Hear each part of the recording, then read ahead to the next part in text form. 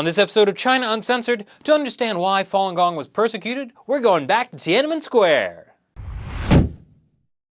Hi, welcome to China Uncensored. I'm your host, Chris Chappell. Last time I talked to you about what Falun Gong is, but why is it persecuted? A lot of people think it's because the CCP was afraid of Falun Gong, or that the practice had grown too large, but that's actually not true.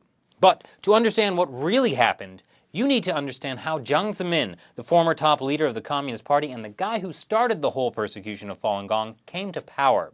Now, in case you didn't know, politics in China is a fairly dangerous game. In China, you're either rising in power or getting purged. And when you're at the top, that just means everyone else is gunning for you. Case in point, these two guys, Hu Yaobang and Zhao Ziyang. China was just emerging from the decade of horror that was the Cultural Revolution. Deng Xiaoping, the guy in charge at the time, began a policy of reform and opening up. In other words, China was allowed to have an economy again. If you ever have trouble remembering his name, just think, with economic reforms, this guy didn't want Chinese people to ever be done shopping. Now, Deng called Hu and Zhao his left and right hands. Together, they implemented Deng's economic reforms. But they had their eye on some political reforms as well.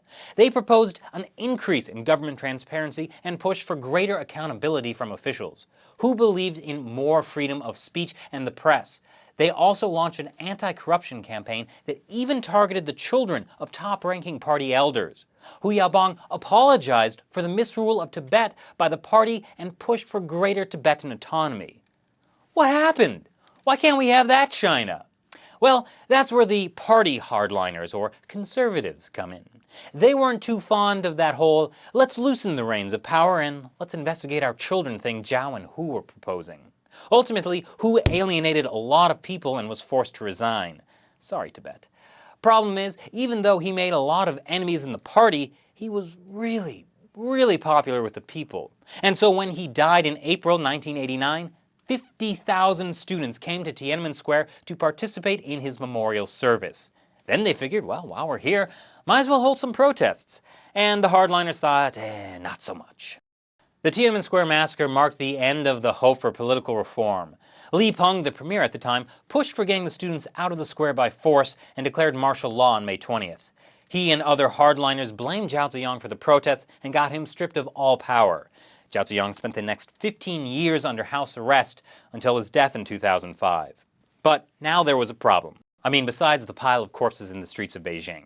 Zhao was supposed to be Deng's successor. Who would replace Deng as the paramount leader? They needed to find a compromise, someone conservative enough to please the hardliners, but not so conservative that they would stop Deng's economic reforms. And that man was, in the end, Jiang Zemin, the party chief of Shanghai. Thing is, no one really liked Jiang. Nowadays, the Chinese youth lovingly refer to Jiang as Haha. That's because he kind of looks like a toad, which in Chinese is Hama.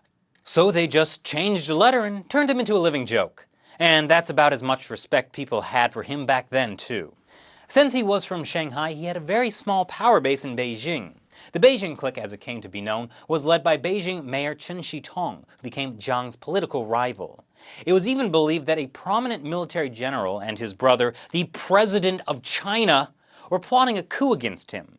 That was only stopped when Deng Xiaoping, who was still wielding real power behind the scenes, forced the president to retire and gave the position to Jiang, making him both the head of the Communist Party and the quote-unquote President of China, a tradition that carries on to this day. That's not to say Deng liked Jiang either.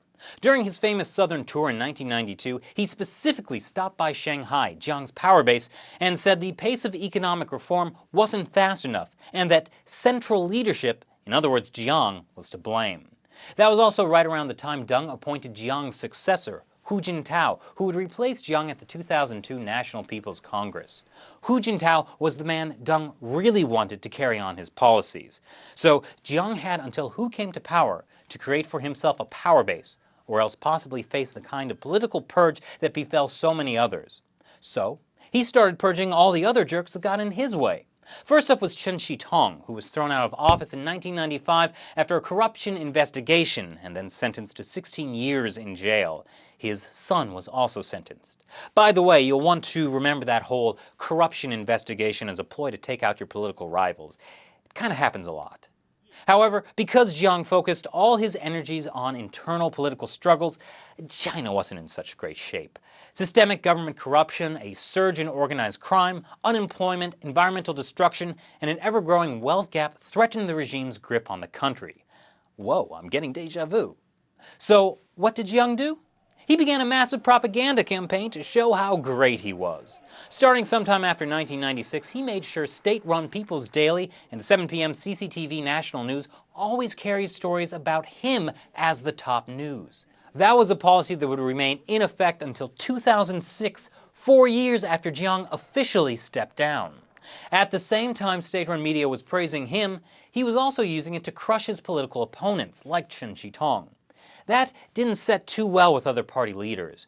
Using the media to smash political rivals and promote a personality cult was something that fell out of favor after Mao Zedong kind of used it to ignite the chaos of the Cultural Revolution, so it was pretty frowned upon in the Deng Xiaoping era. And when Deng died in 1997, Jiang lost the closest thing he had to support. So as the 1990s were coming to a close, Jiang's position looked shakier than ever. Jiang needed something that would cement his power after retirement. And in China, there's one way for that to happen. Control the police, control the army. But how is he going to do that? On April 25th, 1999, Jiang got his answer.